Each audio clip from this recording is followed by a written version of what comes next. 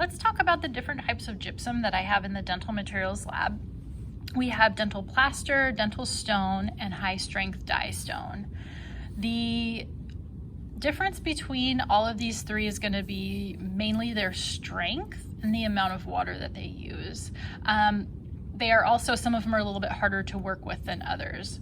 When we are in the dental lab, we are going to be working with dental stone because dental stone is what you're going to encounter most often in the dental office, and it's kind of, as you can see here, it's kind of right in the middle. It's right in the middle. It's got a good amount of strength.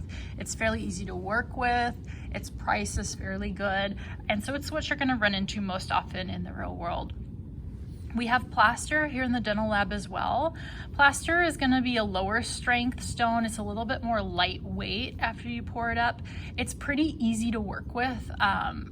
It's easy not to get too many bubbles when you're pouring it. It flows pretty easily.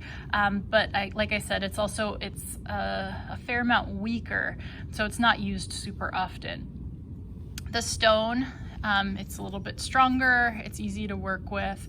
That's what you're going to see most often in the real world, and it's usually this kind of yellowy, kind of buff color. Then our high strength stone, we're not going to use that in a dental lab. We do have it here in the dental materials lab just for educational purposes, but this is going to be more likely used in a real dental laboratory to pour up dyes used to make crowns and bridges and things like that, because it gives a much more precise finish, and it is a lot stronger because they have to use those models to do quite a bit of work, so they need a good strength. But it is a little bit harder to work with. It doesn't flow quite as easily as the other stones do, and it's quite a bit more expensive as well.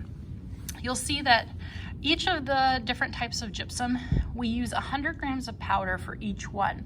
So no matter what we're mixing, we're always going to measure the exact same amount of powder, but the amount of water that we use is what's going to differ. So our plaster uses the most. That's at about 49 milliliters of water.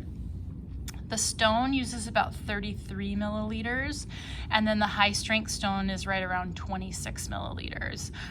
You'll notice that I've kind of changed these numbers on here because there are a number of factors that change how well our stone mix and how much water we need.